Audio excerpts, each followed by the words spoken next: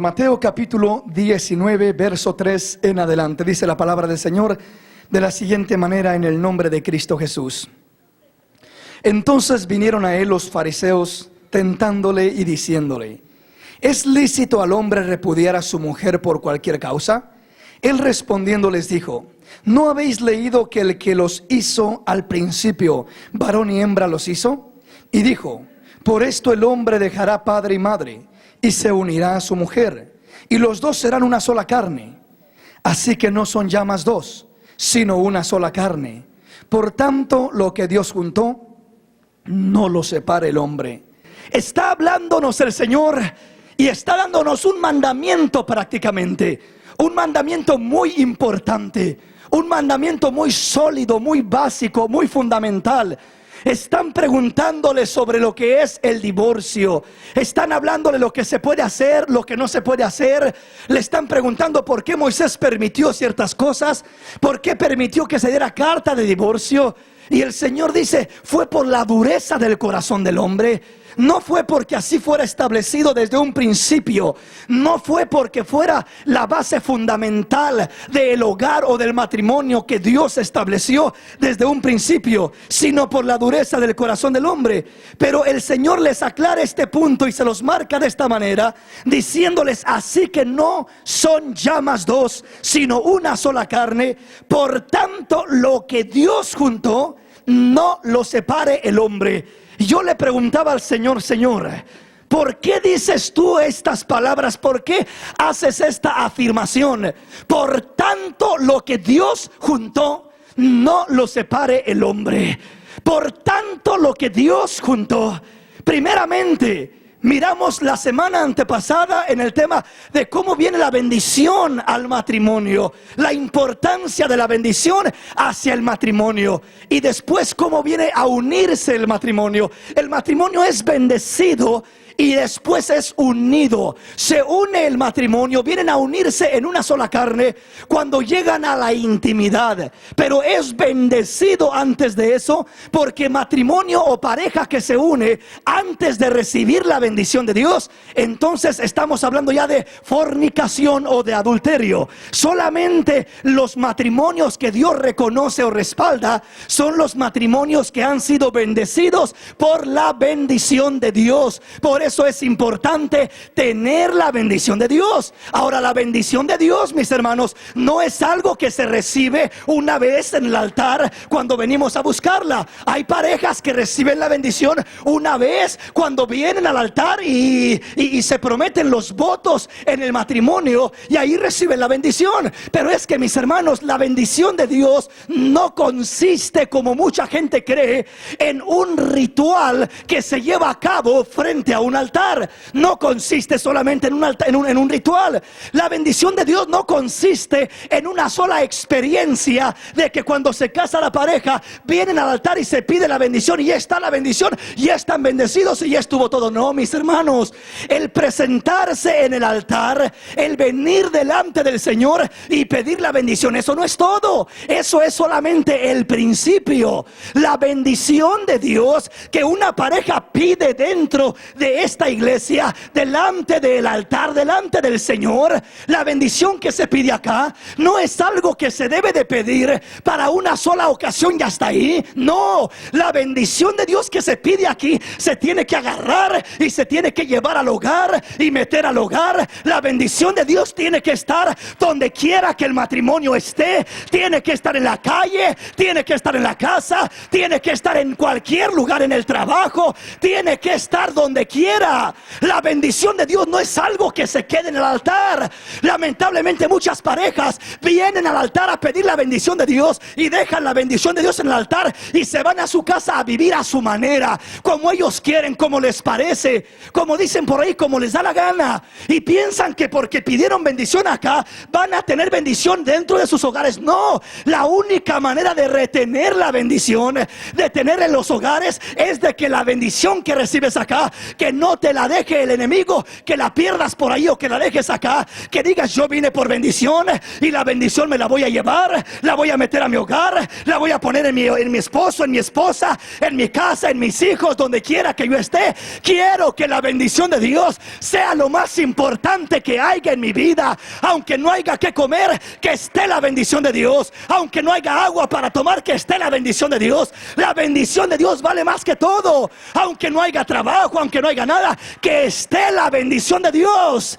Un hogar con la bendición de Dios sobrevivirá los tiempos más duros, los tiempos más rudos, los tiempos más difíciles. Pero un hogar sin la bendición de Dios se romperá en el primer problema que haya. Se fracturará, se dañará, se afectará en cualquier problema. Por eso le digo que es importante pedir la bendición. Ahora, mi hermano, pedir la bendición de Dios. Oiga lo que dice aquí la palabra. Una vez más, verso 6, Mateo capítulo 19, verso 6. Así que no son ya más dos, sino una sola carne. Por tanto, lo que Dios juntó, no lo separe el hombre. Por tanto, lo que Dios juntó, en otras palabras, lo que Dios bendijo, en otras palabras, lo que Dios aprobó, lo que Dios respaldó. Vino aquella pareja a pedir la bendición de Dios al altar, y vino para que Dios los uniera, para que Dios los juntara, para que Dios los bendiciera. Vinieron a buscar la bendición de Dios. Y dice el Señor: por tanto, lo que Dios juntó, por tanto, lo que Dios bendijo, no lo separe el hombre. Lo que Dios bendijo quiere decir que Dios es el que bendice, Dios es el que junta, Dios es el que une. Si Dios no está en el asunto, hermano, más va a tardar en que se junten que en que se separen.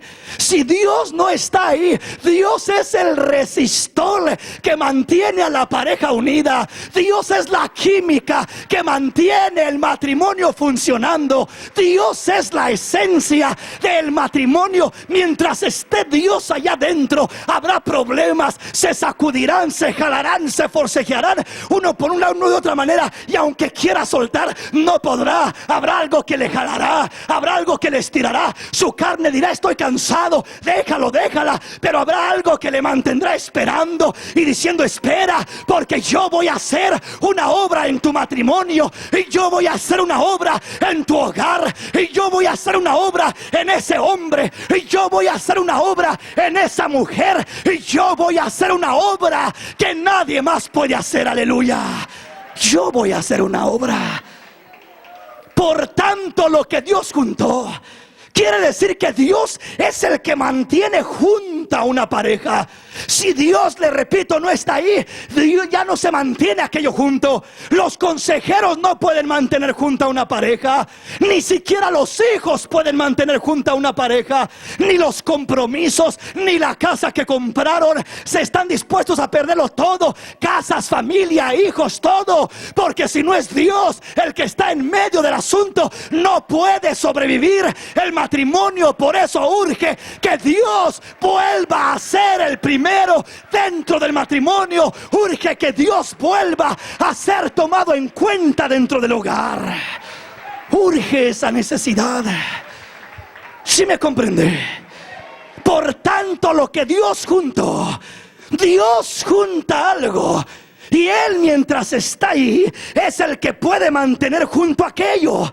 Él es el único que bendice aquello para que se mantenga, para que se sostenga, para que esté firme. Y dice: lo que Dios junta, no lo separe el hombre. Quiere decir que no es la prueba la que separa el matrimonio. Quiere decir que no es la lucha la que separa el matrimonio. Quiere decir que no son los problemas, no es ni siquiera el diablo quien separa el matrimonio. Entonces, ¿por qué se separan tantos matrimonios? ¿Por qué se separan tantos hogares? ¿Por qué se destruyen tantos hogares, tantas familias, tantos hijos? ¿Por qué?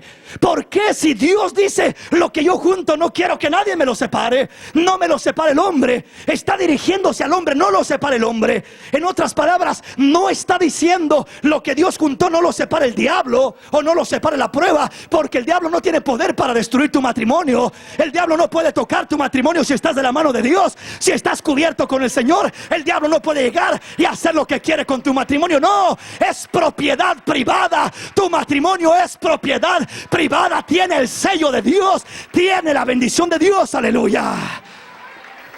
El hombre es el que destruye las vidas. El hombre es el que destruye los hogares. El hombre es el que destruye los matrimonios. Y cuando hablo del hombre me refiero tanto al hombre como a la mujer. Me refiero a ambos, porque en ocasiones puede ser uno, puede ser otro, pero es el hombre. No es el diablo, no es el problema, no es la prueba, es el hombre. Cuando el hombre ya no tiene disposición de pelear, de luchar por lo que Dios le ha dado. Cuando el hombre ya no tiene el sentir de enfrentarse a los retos que tiene por delante. Cuando el hombre prefiere tirar la toalla, como se dice por ahí, y dice, ¿para qué sigo luchando? Ahí es cuando se destruye todo. Porque mientras el hombre y la mujer o la mujer sigan aferrados, luchando, peleando, hermano, el diablo podrá tirar lo que quiera contra tu hogar, contra tu matrimonio. Pero mientras tú como hombre, como mujer, decidas seguir en la batalla, yo te digo una cosa, vas a ganar la guerra. Podrás perder un round, pero vas a ganar la batalla, vas a ganar la lucha. La Biblia dice, el que persevere, ese será salvo, ese vencerá, ese triunfará. Persevera en la batalla, no te salgas de la batalla. Si hay problemas, no te preocupes. Pelea por tu hogar, pelea por tu matrimonio. Métete en la batalla, no tires la toalla. Cuando el hombre decide dejar, decide ya no luchar, decide dar la espalda, es cuando comienza a declinar, a separarse, a apartarse, a frustrarse. Pero bueno, ¿por qué suceden esas cosas? ¿Por qué se separan los matrimonios? Ese es el tema de esta noche. ¿Por qué se separan los matrimonios? ¿Por qué? ¿Por qué se separan? Si el Señor dijo, por tanto, porque ya son una sola carne, porque ya entraron en pacto, porque ya se comprometieron, porque están delante de Dios. Por tanto, dice, lo que Dios juntó, lo que Dios unió, lo que Dios bendijo, no lo separe el hombre. Pero entonces, ¿por qué se separa tanto? ¿Por qué hay tanta separación? Vayamos a la palabra. Salmo 19, verso 12, ¿lo tenemos? Oiga lo que dice la Escritura. ¿Quién podrá entender sus propios errores? Líbrame de los que me son ocultos. Preserva también a tu siervo de la soberbia, que no se enseñoríe de mí. Entonces seré íntegro y estaré limpio de gran rebelión. ¿Por qué se separa el hogar? ¿Por qué se separa la pareja? ¿Sabe por qué se separa? No es porque el diablo la atacó y la separó, no es porque la prueba fue muy grande. Porque hay matrimonios aquí en este lugar que están juntos y que han pasado pruebas más grandes que matrimonios que se han separado. Han pasado cosas fuertes y aquí están de pie todavía. Ejemplo que se puede caminar, que se puede vencer, que se puede luchar, que se puede conquistar la lucha, la guerra, la batalla más dura que pueda haber. A lo que te enfrentes, lo puedes vencer. ¿Quién podrá entender sus propios errores? Yo creo que esa es una de las cosas que más nos afecta, que más nos daña, que más nos perjudica. El que no sabemos, no podemos y no queremos entender nuestros propios errores. El camino a la superación, el camino a la victoria, el camino al triunfo dentro del matrimonio. Uno de los principios, grábeselo bien, uno de los principios fundamentales que le va a ayudar a cualquier pareja a sobrellevar y a vencer los obstáculos que vendrán. Este es uno de los principios: aprender a reconocer nuestros errores. Eso a nadie le gusta. Eso nadie lo quiere oír. Eso nadie lo quiere saber. Sus propios errores. Estamos rápidos y atentos y alertas para mirar los errores del otro, para mirar los errores de la esposa, para mirar cada error que comete, todo lo que ella hace, todo lo que hace mal. Y la mujer está mirando todo lo que el hombre hace mal. Tiene una lista de inventario y de cosas, de todos los errores que ha cometido ella o que ha cometido él. Pero ¿qué de nosotros mismos? ¿Por qué ser tan rápidos para mirar los errores en nuestro cónyuge y ser tan lentos para mirar los errores en nosotros mismos? Dice el Señor, si tú estás en esa condición, tu matrimonio va declinando y va a la destrucción, va bajo un despeñadero que no va a tener salida, no va a tener solución. Lo primero que Dios dice: hijo, aprende a conocer tus errores. Cometes errores, eres humano, eso no te va a estorbar, pero reconócelos y crece mediante los errores que cometes para que haya bendición en tu vida. Hermanos, no es malo cometer errores. Nadie nació aprendiendo o sabiendo. Todos vamos en el camino aprendiendo. No son los errores los que destruyen el matrimonio. Es que mire lo que hizo, es que mire lo que hizo aquel, es que mire lo que hizo aquella. No es lo que hacemos lo que destruye. Es que no aprendemos a humillarnos y a reconocerlos primeramente delante de Dios. Porque cada error que uno comete, cuando aprende a reconocerlo, Dios toma ese mismo error para prepararlo, formarlo, para capacitarlo y levantarlo a un nivel más alto, donde pueda ayudar a los que vienen detrás, caminando y marchando, y vencer la batalla y ganar la guerra al final de todas las cosas. Dios quiere usar nuestros errores para darnos crecimiento, para darnos madurez. En los errores no se pierde cuando se saben reconocer. Los errores, si cada uno comenzamos a contarnos nuestros errores, hermano, vamos a hacer una lista que ni una computadora lo va a poder archivar de tantos que son. Pero si en cada uno de esos errores aprendemos a reconocerlos, no va a ser una derrota. Los errores, el diablo los quiere usar como una derrota, la derrota más grande de tu matrimonio. El error que tú, cuando miras a tu esposa cometer un error, vayas sobre de ella a acusarla: mira lo que hiciste. Y la mujer igual, cuando el hombre comete un error: mira lo que hiciste, mira, ya sabía, inútil, inservible, esto y lo otro. Estás destruyendo tu hogar. No hagas eso. Aprende a que los errores que se cometen sean para aprender, sean para crecer, sean para madurar. Saca algo bueno de los errores. Aprendamos de ellos y miraremos la bendición de Dios. Miraremos la gloria de Dios. Miraremos cómo no habrá frustración ni fricción. Habrá bendición, armonía, confianza y crecimiento en el hogar. Cuando aprendamos a reconocer nuestros errores. Cuando estamos orando por un cónyuge: Señor, cambia a este hombre que ya no lo aguanto. Cambia tu oración y dile: Señor, cámbiame a mí, cámbiame, que necesito un cambio de vida. Cámbiame, no sé ni qué me está pasando, pero cámbiame. Todo lo que Él hace me afecta, todo lo que Él hace me perjudica, todo lo que Él hace me cae mal. Pero posiblemente el problema no está en Él, posiblemente el problema está en uno. ¿Sabes que cuando uno está en paz con Dios, está en paz con todo el mundo? Cuando uno está en paz con Dios y le dice: Señor, cámbiame, límpiame, perfeccióname, sabe que todo lo que pasa alrededor de uno ya no te afecta para destruirte. Se limpia el camino, y aunque esté lloviendo y relampagueando, tú vas cantando y alabando al Rey. Vas confiando en aquel que sostiene tu hogar, que sostiene tu matrimonio, que sostiene tu familia. Vas confiando en tu Rey, en tu Señor. Aleluya. Den un aplauso al Rey en esta preciosa noche.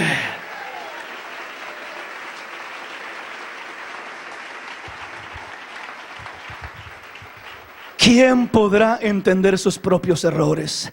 Y hermano, es que este hombre, si viera cómo me habla y viera cómo me pelea y cómo discute conmigo. Para discutir, para contender, se necesitan dos. Yo nunca he mirado a uno solo que ande ahí como loco discutiendo solo con él mismo. Siempre he mirado que necesita otra persona.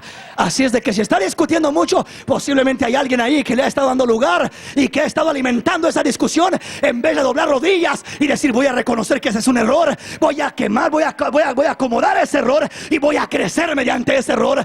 No voy a dejar que ese error me destruya. No voy a alimentar ese error. No voy a hacer que la discusión crezca más. Voy a ser sabio, porque la mujer sabia edifica su casa, dice: mala necia con sus manos la destruye. La blanda respuesta aplaca la ira. La suave respuesta es ser sabios, dice el Señor. Quiere decir que tenemos que aprender a reconocer errores para no destruir, dividir. Los errores que cometemos van a hacer dos cosas: o nos van a ir dividiendo y distanciando, y uno duerme en el otro lado de la cama y otro se ve en el sofá, y ya cada uno en una recámara y en otra. ¿Por qué? Porque tuvieron problemas por un error que se cometió. Los está distanciando. Los distancia primeramente de no dormir en la misma cama, después de no dormir en la misma casa, y después los distancia completamente de ya decir que no siente nada por aquella persona. No aprendieron de los errores. Dice la palabra: no le des lugar al diablo, que no se ponga el sol sobre vuestro enojo. Avergüenza al diablo, y cuando haya problemas es cuando más te debes de humillar y reconocer, para que no haya división sino unión, para que te apegues más a tu cónyuge, no te dividas de tu cónyuge. Tiene que haber más acercamiento. ¿Qué pasa cuando una pareja está por ahí enojada y de repente se reconcilian? Se sienten bien gozosos y andan celebrando y brincando y contentos ahí. Dicen: valió la pena la enojada, porque ahora andamos bien contentos y bien alegres. Ay, ¿así andan o no? Amén. Antes andaban ahí con una cara que se sacaban la vuelta por donde quiera que andaban. Pero ahora que ya se contentaron, andan bien alegres y perdóname, mira y esto, y andan bien alegres. ¿Qué quiere decir? Que aquel error que superaron, en vez de que los dividiera y los destruyera, los unió y los hizo más sólidos. Avergonzaron al diablo y ahora están más firmes y más fuertes. Ahora el diablo ya no les puede llegar por ahí. Ahora el diablo ya no puede tenderles esa trampa, porque la superaron, porque la acercaron, porque la vencieron, porque el Señor les dio la victoria. En esa área el Señor les dio la victoria. ¿Quién podrá entender sus propios errores? Guárdame, Señor, de los que me son ocultos. ¿Cuáles son esos? Aquellos de arrogancia, que uno dice: no, yo estoy bien, yo soy el que tengo la razón, y nunca se pone a considerar si en verdad será que tiene la razón. Muchas veces está lejos de la razón. Muchas veces está ahorillado de la razón. Pero esa arrogancia, esa altivez ciega al hombre, venda al hombre, que dice: no me importa, aquí yo voy a hacer esto y nadie me va a mandar, y no importa si pierdo lo que pierda, y haz lo que quieras y aquí y allá. Habla hasta lo que no tenía en su mente y en su corazón, y después está arrepintiendo y lamentando y mordiendo la lengua. ¿Para qué dije aquello? ¿Para qué lo dije? ¿Por qué lo dije? ¿Pero cómo fue que lo dije? No tenía que haberlo hecho. Pues te dejaste cegar por esa altivez.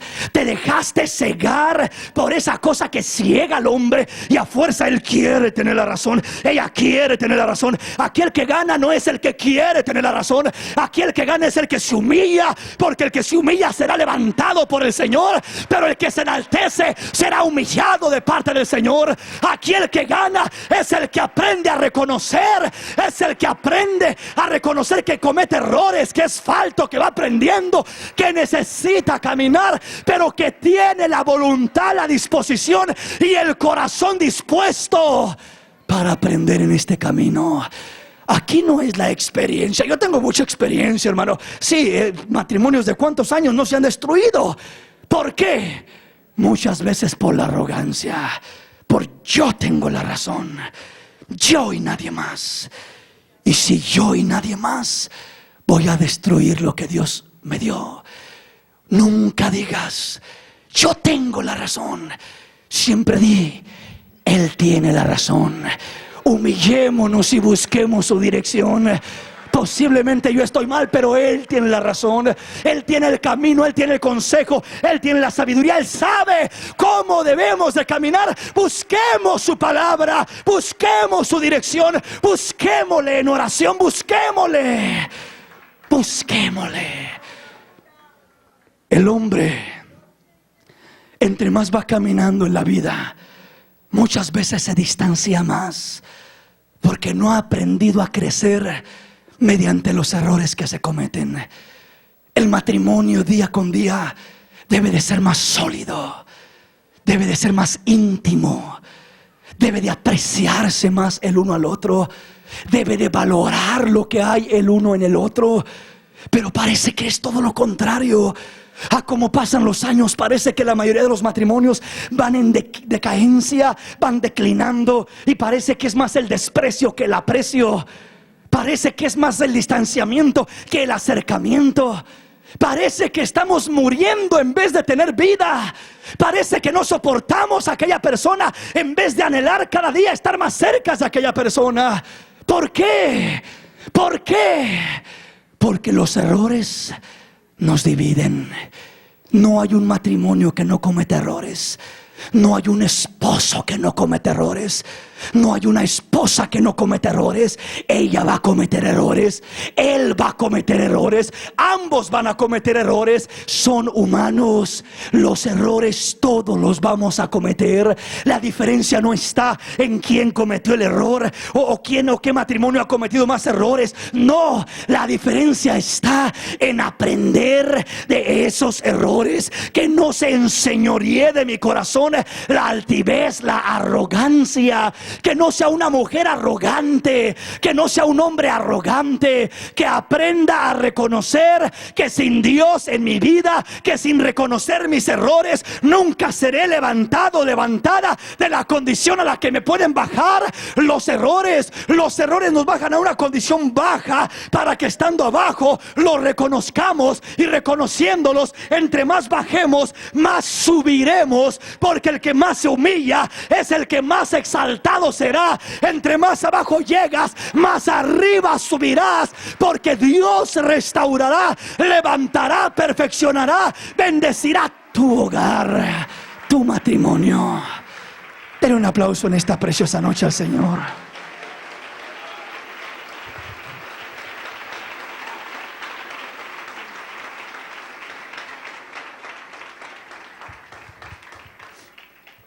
Venga conmigo a la palabra. Génesis capítulo 11. Génesis capítulo 11.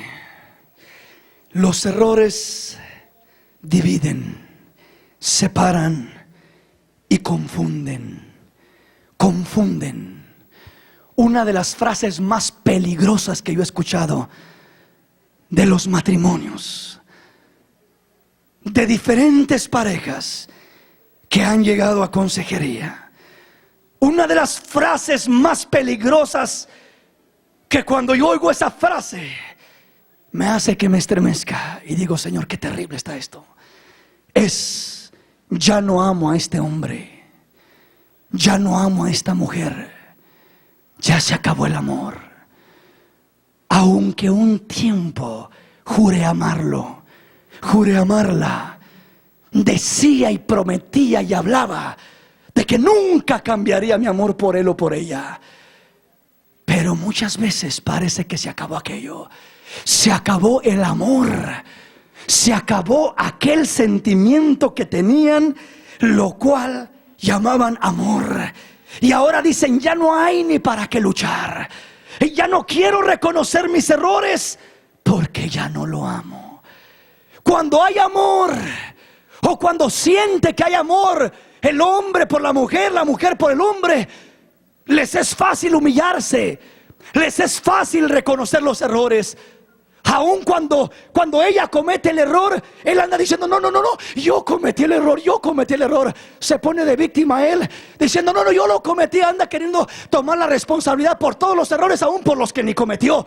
¿Por qué? Porque dice que la quiere, la ama, quiere quedar bien con ella. Pero cuando se acaba ese sentimiento del amor, bien sabe por adentro que cometió un error Y adrede busca, a fuerzas busca justificarse, busca excusas, busca pretextos, busca razones, saca primos, saca sobrinos, saca el pasado, saca el presente, saca tantas cosas para justificar que no es la culpa de él, que no es la culpa de ella, que es por esto, que es por lo otro, que es por aquí, que es por ella. Y siempre está buscando justificarse y ya no puede reconocer. ¿Por qué nos es tan difícil reconocer? ¿Por qué nos cuesta tanto reconocer los errores? Al principio no cuesta. Cuando andan de novio la parejita, no cuesta reconocer errores. Cualquiera dice: hoy perdóname, fue mi culpa, mira, ya no lo vuelvo a hacer. Cualquiera lo dice, andan de novios. Pero qué difícil es hacer eso cuando llegan a tener 10 años del matrimonio, 15 años de matrimonio. Qué difícil. ¿Por qué? Una de las razones más grandes es porque dicen: se acabó el amor. Y si no lo dicen, lo sienten muchos. Se les acabó aquello que los impulsaba, los animaba, los impulsaba a ser amables, los impulsaba a ser atentos, los impulsaba a reconocer sus errores, a ser humildes, a apoyar, a ayudar a la otra persona. Le repito, en el principio, cuando andaban ahí de novios, cometió un error ella o él y le decía: no te preocupes, no te preocupes, yo te voy a ayudar a superar esa debilidad. Mire, le dice: no te conviene esa mujer, mira esa joven, mira, no sabe ni cocinar, no sabe hacer nada. Y allá él dice: no hay problema, yo la enseño a cocinar, yo la enseño, es que la quiero, la enseño a cocinar. Está dispuesto a todo. ¿Por qué? Porque dice que la quiere. Pero cuando ya están casados, con que le falte sal a los frijoles o a la sopa o aquello, cuidado, porque le hace un escándalo porque le faltó sal. Mira qué comida, que esto y que lo otro, que se ha sabido por un detalle tan insignificante. ¿Qué es lo que falta? ¿Faltaba sal? No, faltaba amor. Cuando falta amor, eso se supera, eso se vence, eso se hace a un lado. No era el ingrediente de la sal, era el ingrediente del amor lo que le está haciendo falta. Se le está agotando, se le está acabando, se le está disminuyendo. Aleluya. ¿Sí me comprende? Se le está disminuyendo ese ingrediente que le da sabor a la comida sin sal, ¿verdad? Al principio, recién casados, le da una comida quemada y sin sal y toda mala. Y le decía: ¿cómo está, Hani? Ay, qué rica está deliciosa, es lo mejor que he comido. Apenas se la podía pasar el pobre hombre y decía que era lo mejor. ¿Por qué? Porque quería quedar bien. Había amor, no le importaba hubiera sal o no había sal, le daba el sabor, el amor que sentía por ella. Por eso, matrimonios, dice la palabra, que no dejes que se apague ese fuego del amor que un día Dios encendió en tu corazón. Que lo avives, que no se muera, que lo resucites, que no haya cenizas, que haya fuego en ese corazón hacia tu cónyuge, que haya fuego. ¿Estamos comprendiendo? Entonces, ¿por qué no reconocemos errores? ¿Por qué no reconocemos faltas? ¿Por qué no nos humillamos como al principio? ¿Por qué no aceptamos y ayudamos al cónyuge en sus debilidades a superar sus deficiencias? ¿Por qué? Porque se acabó el ingrediente que nos inspiraba, que nos motivaba, que nos empujaba, que nos hacía ser como éramos. Se acabó el ingrediente. ¿Y por qué se acabó el ingrediente, hermano? ¿Cómo conservar ese ingrediente tan especial? ¿Cómo conservarlo? ¿Cómo? Vea lo que dice la palabra del Señor. Génesis capítulo 11, ¿lo tenemos? Verso 1 en adelante.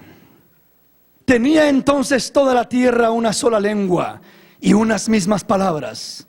Y aconteció que cuando salieron de oriente, hallaron una llanura en la tierra de Sinar, y se establecieron allí, y se dijeron unos a otros: vamos, hagamos ladrillo, y cozámoslo con fuego.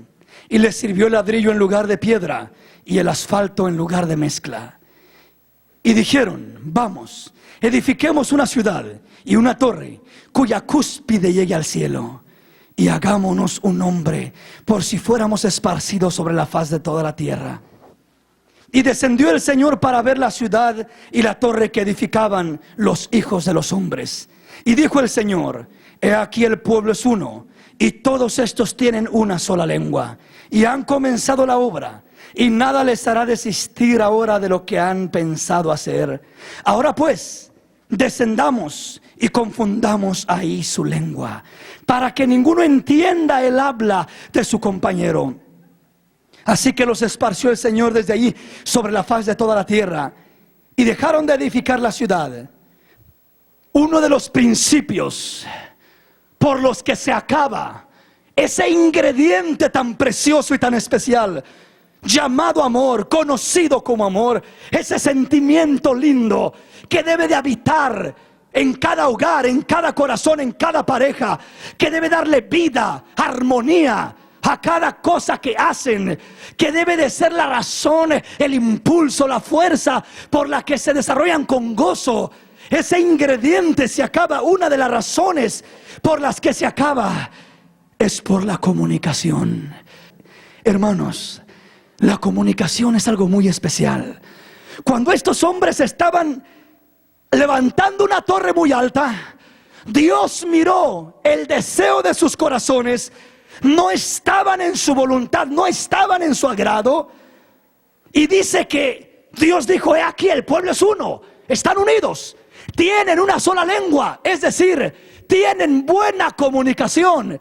Cuando dice tienen una sola lengua, no está hablando de que hablan un mismo idioma, porque hay gente que habla un mismo idioma y no se puede hablar y no se puede entender. Hablan y hablan, y entre más hablan, más mal caen y más se distancian. No se pueden entender. Quiere decir que el hablar una sola lengua no necesariamente quiere decir hablar un mismo idioma, sino tener comunicación. Aunque en el caso de ellos sí hablaban también un mismo idioma. Pero el punto que le quiero mostrar es que no basta con hablar un mismo idioma. Es necesario tener buena comunicación. El diablo miró que lo que Dios hizo para que desistiera la obra que estaban haciendo, no tuvo que venir Dios a quitar las manos de ellos de los ladrillos, no tuvo que arrancarlos a la fuerza y decir: ven para acá, ya no sigas trabajando ahí. No tuvo que hacer eso Dios. Lo único que hizo Dios fue confundir su lenguaje, que no se entendieran, que hablara uno y no entendiera el otro. Le gritaba el otro y decía: ¿qué dices? Pues no te entiendo. Y el otro le hablaba y no se entendían, al grado que salió uno por un lado, otro por otro y otro por otro. Se dividieron, se confundió el lenguaje, se apartaron uno por un lado y otro por otro. El diablo está imitando lo que Dios hizo, pero Dios lo hizo con una generación depravada que estaba con un designio malo. Ahorita le voy a explicar por qué. Pero el diablo está queriendo usar ese principio dentro del pueblo de Dios. Está queriendo entrar a los hogares a confundir las lenguas. Mira, tú dijiste eso. No, no dije eso. Tú pensaste que dije eso, pero yo realmente dije esto. Está queriendo confundir las lenguas. Cuando un matrimonio, un hogar se confunde, no tiene buena comunicación, ese matrimonio se va a acabar. Ese matrimonio no va a durar mucho. Por eso no permitas que el diablo venga y se meta dentro de tu matrimonio queriendo interrumpir la comunicación. Es importante que cada matrimonio, que cada pareja tenga buena comunicación el uno para con el otro y sepa presentarse delante de Dios como Dios manda. Aleluya. Denle un aplauso al Rey.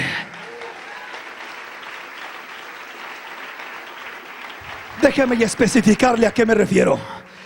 Muchos hermanos, muchas parejas, cuando hay un problema en el matrimonio, lo primero que dicen es que él no me entiende, es que esta mujer no me entiende. Y parece que siempre hay alguien por allá a un lado que sí lo entiende a uno, especialmente el sexo opuesto. Como que muchas veces se presta para que lo entiendan a uno muy bien. Eso es peligroso y es una trampa del diablo. Pero debemos de saber que cuando nosotros hablamos de comunicación, hablamos de entendernos, de entendimiento.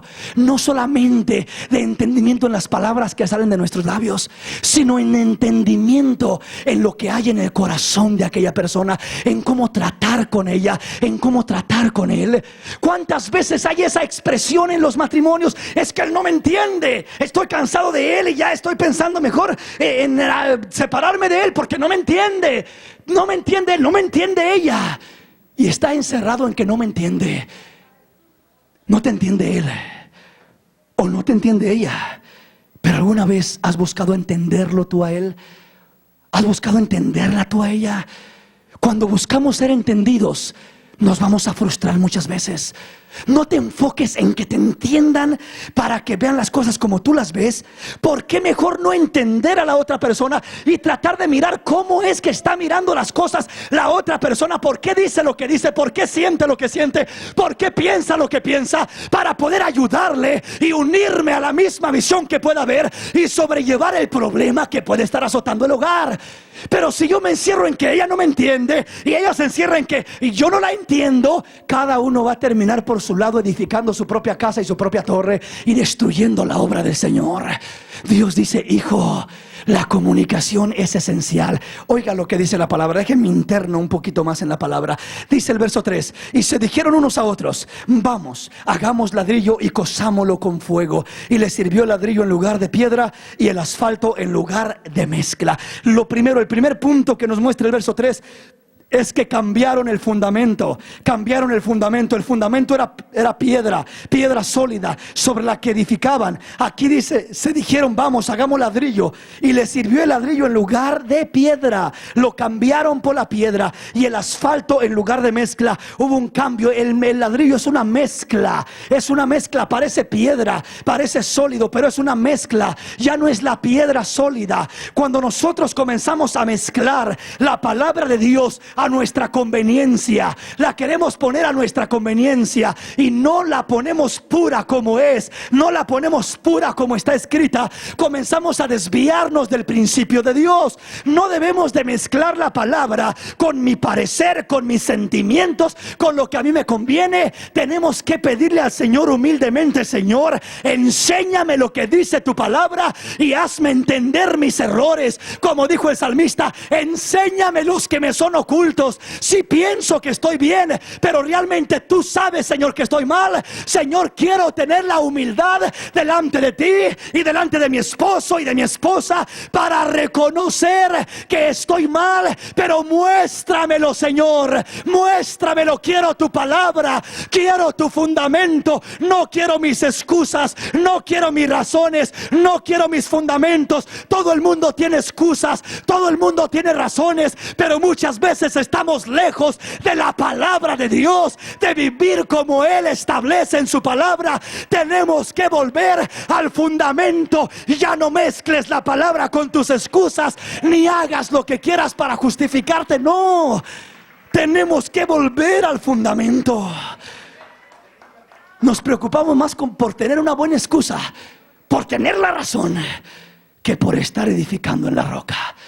Mezclamos, cambiamos el fundamento, y eso comienza a hacer que Dios mire de lejos nuestra obra, que no se agrade con lo que hacemos. Verso 4: y dijeron, vamos, edifiquémonos una ciudad y una torre cuya cúspide llegue al cielo, y hagámonos un nombre por si fuéramos esparcidos sobre la faz de toda la tierra. Edifiquémonos una ciudad y una torre cuya cúspide llega al cielo. Una torre que su altura llegue al cielo. ¿Para qué quieren una torre cuya altura llegue al cielo? Para escapar del diluvio. Dios había destruido el mundo antiguo por el diluvio, y estos hombres estaban desafiando a Dios. Estaban desafiando a Dios. Estaban diciendo: vamos a edificar una torre tan alta que aunque Dios nos quiera hundir en agua, jamás lo podrá hacer. Escaparemos del juicio de Dios porque será tan alta la torre que llega hasta el cielo. Por más agua que envíe Dios a esta tierra, nunca nos ahogaremos. Desafiando el juicio de Dios. Una torre de refugio en su propio parecer, en sus propios principios, en su propio fundamento, y no en la palabra de Dios. ¿Cuántos hogares están edificando su propia torre? Están edificando su propia torre. Torre de riquezas, torre de casas, de carros, torre de materialismo, torre de tantas cosas. ¿Y de qué sirven esas torres si no tienes lo que en verdad necesitas para pasar la prueba? Es mejor tener la torre que es Cristo, torre fuerte, es el nombre del Señor. A Él correrá el justo y levantado será. Esa es la torre en la que tiene que estar parado el cristiano, el nombre del Señor, anclado en el Señor. No edifiquemos lo nuestro. Queremos escapar de los problemas por la torre que nosotros construimos. Si tengo esto, y si compro esto, y si consigo aquí, y si consigo lo otro, y si tengo otro hijo, y ya voy a tener segura la mujer. No, mi hermanito, ni aunque tengas 20 hijos la vas a tener segura.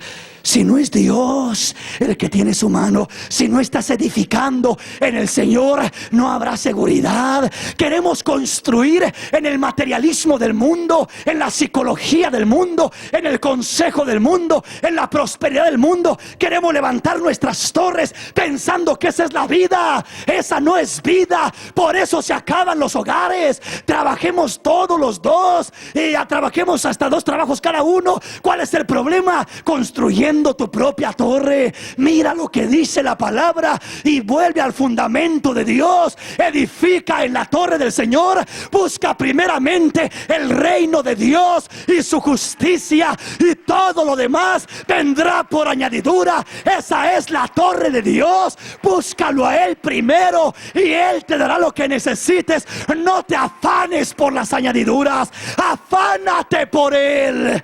Afánate por Él. ¿Cuántos hogares, cuántos hombres, cuántas mujeres muchas veces descuidan su relación con Dios por darle por su lado a un hombre o a una mujer, y al último se quedan sin Dios y sin el hombre, sin Dios y sin la mujer? Porque no puedes dejar a Dios a un lado. No debes dejar a Dios a un lado. No debes. Dios tiene que ser primero y último, alfa y omega, principio y fin. Él tiene que ser el que reine. Él tiene que ser el número 1 que esté en tu corazón y en tu hogar. Tiene que ser tu fundamento, tu torre. Tu torre. Vivimos en la nueva era. Vivimos en los nuevos tiempos, la época, la ciencia, la tecnología. Vivimos cuando cada quien tiene que tener su propio carro del año. Qué bueno si Dios se lo da, mi hermano, qué bueno. De corazón se lo digo. Pero no base su confianza en cosas terrenales y pasajeras que no van a sostener su matrimonio. Nada de eso le dará seguridad. Nada, nada, nada, nada de eso. Construyeron una torre cuya cúspide llegue al cielo. No te va a sacar el dinero, ni la cuenta bancaria, ni la aseguranza, ni nada de eso, de los problemas y de las pruebas. No, solo Dios te puede sacar. Solo Dios te puede ayudar. Solo Dios te puede socorrer. Solo Dios, solo Dios, solo Dios. Si Dios no edifica, en vano trabajas tú, en vano. Si Dios no vela, en vano velas tú, en vano. Solo Dios. Construyeron esa torre cuya cúspide llega al cielo, y dijeron: vamos, edifiquémonos una ciudad y una torre cuya cúspide llega al cielo, y hagámonos un nombre, por si fuéramos esparcidos sobre la faz de la tierra. Hagámonos un nombre. Muchas familias queriendo construir un nombre de respeto, un nombre que digan tienen algo, un nombre que la familia, están en competencia con familia. ¿Cómo? Yo no voy a comprar mi casa de nueva si fulano ya la tiene y sutano ya la tiene. ¿Y cómo yo voy a andar con ropa más humilde si los parientes y los vecinos y los hermanos traen una ropa tan especial? A ti que no te importe lo que traen los vecinos, ni los parientes, ni los amigos. Lo que Dios te dé a ti, gózatelo. No compitas con nadie. No te compares a nadie. Tú eres único, eres especial, eres auténtico para con Dios. El peor error que cometemos es de andar compitiendo unos con otros. Si el hermano tiene esto, ¿por qué yo no? Y si la hermanita ya compró esto, ¿por qué yo no? Y si la hermana estrena cada semana, ¿por qué yo no? Ahí anda reclamándole: yo también quiero estrenar, hombre. Cómprame. ¿Para qué andas compitiendo con las demás o con los demás? No quieras edificar un hombre para ti. Es que ¿qué van a decir?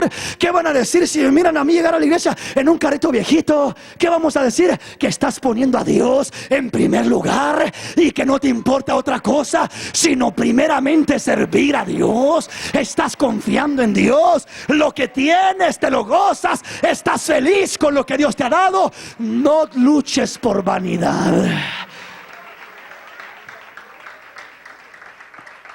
Hay un dicho que dice por ahí que el hambre los tumba y el orgullo los levanta. El orgullo es querer levantar un nombre para ti mismo. ¿Cómo yo no andar con esto del año? Yo andar pidiendo en un momento que perdí el trabajo y perdí esto y perdí lo otro. El orgullo. No importa, mejor me esclavizo acá con esto y con lo otro, y pido acá y pido allá, y hago lo que tenga que hacer. Me vendo al trabajo y dejo de ir a la iglesia y agarro 2 trabajos o 3 si es posible, pero yo no me humillo. El orgullo es una torre, es un nombre que corona a mucha gente. El orgullo del que dirán, del quedar bien con los demás, del no sentirse menos, del querer sobresalir todo el tiempo, en todas las áreas, en diferentes maneras. Ellos dijeron: hagámonos un nombre, seamos reconocidos, que se nos reconozca, que se nos tome en cuenta, que sepan que somos algo. El momento que tú quieres que la gente sepa que tú eres alguien es cuando eres el más digno de lástima, es cuando realmente no eres nadie. Si tú debes de buscar que alguien sea algo, debes de decir como Pablo: que sea Cristo glorificado y que yo muera. He aquí que Cristo mengue, que Cristo crezca y que yo mengue. He aquí que ya no viva yo, que viva Cristo en mí. Y ya no debe de salir el yo, ya no tienes que ser reconocido tú, ya no tiene que ser tu nombre, tiene que ser el nombre del Señor el que tiene que salir, el que tiene que sobresalir, el que tiene que... En muchas personas todavía sobresale más mi nombre que el nombre del Señor. Yo, hermano, yo puedo, hermano, yo soy, hermano, yo sé, hermano, yo. Ese yo nos tiene traumados, ese yo nos está matando. Ese yo nos está carcomiendo como un cáncer. El yo es tu nombre, es edificar tu nombre, es tu persona, es que le hagas creer a la gente que tú puedes y que tú sabes cuando realmente no puedes nada, porque el Señor dijo: sin mí nada podéis hacer. Tú no eres nada sin mí, tú no puedes nada sin mí, tú no sabes nada sin mí. Solamente conmigo, dice el Señor, conmigo podrás vencer, conmigo podrás triunfar, conmigo todo lo podrás en Cristo que te fortalece. Denle un aplauso al Rey en esta preciosa noche. Qué tan vivo anda ese yo, qué tanto lo aplaudimos al yo, qué tanto nos gozamos con ese yo. ¿En qué lugar tenemos a ese yo? Ese yo tiene que estar abajo, tiene que estar menguando día con día, pero parece que va creciendo. Y Cristo, el nombre del Señor, no se oye. Todo es el yo tengo que hacer, el yo necesito, el yo puedo, el yo sé. Y no se oye el Señor es mi pastor y nada me faltará. Junto a aguas de reposo me pastoreará, confortará mi alma. Por amor a su nombre, aunque ande en valle de sombra de muerte, no temeré mal alguno, porque tú, Señor, estarás conmigo. ¡Qué tremendo! No se oye el Señor es mi pastor, nada me faltará. Él es mi proveedor, Él es el que me sostiene, Él es el que me da, Él es el que me tiene de pie, Él es el que alimenta mi hogar, mi familia, Él es el que guarda mi entrada y mi salida, Él es mi sabiduría, Él es mi fuerza, Él es mi seguridad, Él es mi garantía, Él es mi felicidad, Él es lo único que tengo y sin Él nada tengo, aleluya. Él es todo para mí. ¿Dónde está esa frase? ¿Dónde está el Señor? ¿Dónde está quedando el Señor? ¿Dónde está? Él quiere ser el que es levantado. Está entrando la confusión. La confusión divide. La confusión destruye. La confusión mata el amor. Acaba con el amor. Y comienza a distanciarse la pareja. Comienza a perderse el respeto, comienza a perderse la atención, comienza a dejar el estímulo de atenderse el uno al otro, comienza a perderse lo esencial. ¿Por qué? Todo por la confusión de lenguas. Aquí le termino, venga conmigo. Hechos capítulo 2, amén. Leamos lo que dice la palabra. Recuerde lo que decía en Génesis capítulo 11 y compárelo con Hechos capítulo 2 y vamos a entender que es una misma cosa. Oiga lo que dice. Cuando llegó el día de Pentecostés, estaban todos unánimes juntos. Allá hablaba de una sola lengua, acá también estaban unánimes y juntos. Allá estaban bajo un espíritu, el espíritu del yo, de la soberbia, de la altivez. Estaban bajo ese espíritu que querían sobresalir ellos y edificar para ellos. Pero aquí en Hechos capítulo 2 es Pentecostés. Están igual, todos unánimes, todos juntos. Pero ahora ya no están en el nombre de ellos, están en el nombre de Jesús. Y ya no están para edificar para ellos, sino para edificar para el reino de Dios. Y ya no están para que resalte su nombre, sino para levantar en alto el nombre del Señor. Vean lo que sigue diciendo el verso 2. Y de repente vino del cielo un estruendo como de un viento recio que soplaba, el cual llenó toda la casa donde estaban sentados. Lo mismo que pasó allá. Dios descendió Dios, pero fue para confundir. Acá Dios desciende, pero desciende para construir, para unir, para que se entiendan, para que se aclaren los lenguajes. Oiga lo que dice la palabra, verso 3. Y se les aparecieron lenguas repartidas como de fuego. Lenguas aquí habla simbólicamente. Era el Espíritu Santo que venía en una manifestación como de lengua. La pregunta es: ¿por qué de lengua? Si anteriormente el Espíritu se manifestó como una paloma cuando descendió en el bautismo del Señor Jesús, cuando se manifestó con Moisés en el desierto, se manifestó como una zarza ardiendo en el desierto. En diferentes lugares y en diferentes ocasiones tomó diferentes figuras el Espíritu de Dios. En esta ocasión está tomando la forma de lengua de fuego. Era el Espíritu de Dios que venía y estaba tomando la forma de lengua de fuego. ¿Por qué lengua de fuego? Es un simbolismo. Está simbolizando, iba a cambiar el lenguaje de ellos, iba a darles comunicación, iba a tomar sus lenguas para edificar, para bendecir, para vencer, para triunfar. Les iba a dar una de las armas más fuertes que el hombre tiene. La lengua, bajo el poder del Espíritu Santo de Dios, puede construir, puede hacer maravillas, puede reedificar, puede bendecir, puede alcanzar cosas grandes. Uno de los poderes más grandes que el hombre tiene es la lengua. En Pentecostés la lengua fue tomada por el Espíritu Santo de Dios. En otras palabras, las palabras, lo que se hablaba, la comunicación, fue tomado por el Espíritu Santo de Dios. Allá en la torre de Babel fue tomada por un espíritu de error y de confusión. Por eso fue que fueron esparcidos, porque en el corazón de ellos no había bendición para Dios, había edificación para ellos. Hablaban en otras lenguas según el Espíritu les daba que hablasen. Las lenguas de las que habla aquí no son lenguas angelicales, no son las lenguas que comúnmente hablamos acá, que hablamos y no se entiende lo que se dice. Las lenguas que se hablaban aquí eran lenguas humanas, lenguas entendibles. Imagínense que yo de repente ahorita le comienzo a hablar italiano o francés o ruso o chino o japonés. Yo no sé esos idiomas, pero si el Espíritu me los da, se los puedo hablar con toda libertad y con toda facilidad. Eso fue lo que comenzaron a hablar acá. Lenguas que no conocían, el Espíritu les daba. Quiere decir que si nosotros nos conectamos con el Señor, cuando hay un problema en el matrimonio, órale, pídele al Señor, dile: dame lenguas, Señor, lenguas de fuego, lenguas que quemen la cizaña, lenguas que destruyan el pecado y la maldad, lenguas que edifiquen, que construyan. Dame lenguas según tu Espíritu, que el Espíritu me dé las lenguas, me dé el idioma, me dé el lenguaje. Si necesito decirle te amo, que me dé la palabra para decirle te amo. Hay veces que no nos imaginamos lo que necesita la otra persona y qué tan fácil pudiera ser para controlarla y tranquilizarla. Pero hay veces que nuestra lengua la toma el mal y no la toma el Espíritu de Dios, y hay confusión.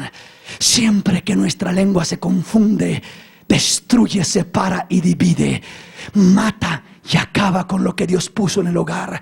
Siempre que el Espíritu Santo toma la lengua, hay construcción, reedificación, bendición, restauración, porque el Espíritu te da conforme la palabra que es necesaria. El Espíritu te dará palabras que tú ni te imaginabas. El otro te puede estar hablando de que mira, que esto y que el otro, y si escuchas la voz del Espíritu, el Espíritu te puede dar una palabra de paz, de ánimo, de solamente decir: te quiero mucho, hija, te quiero. Que mira, te quiero mucho. Y se le baja todo su enojo y cae rendida. Sabes que yo también, perdóname.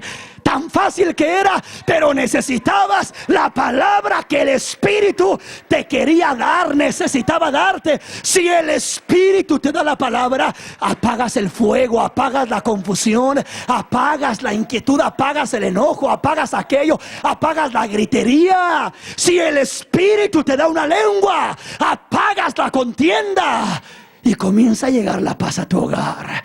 Pero es que pensamos que la bendición nomás es decir aleluya, gloria a Dios y ya.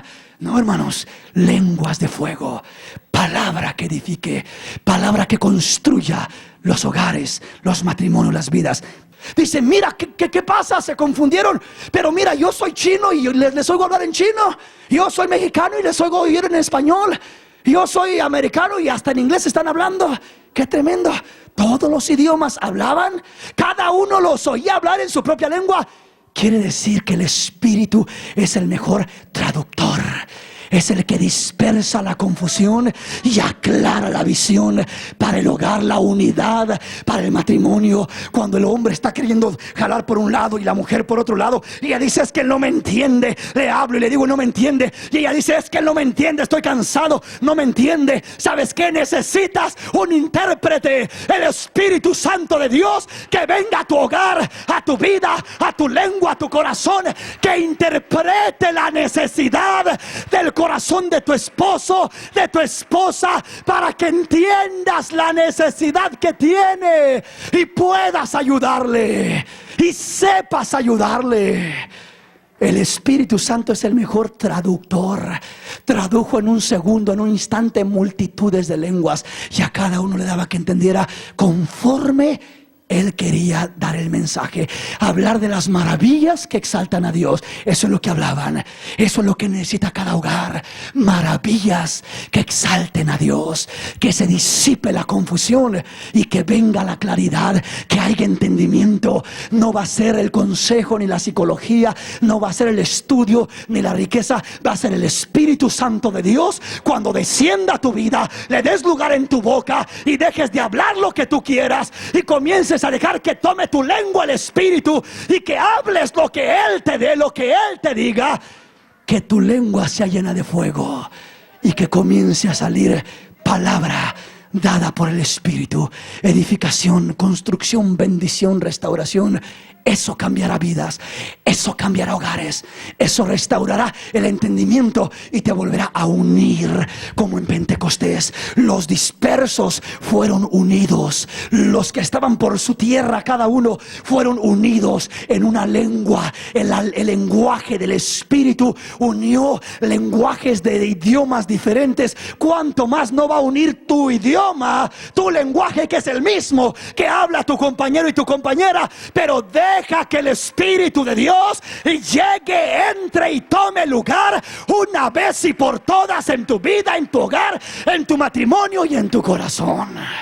Dale un aplauso al Rey en esta preciosa noche.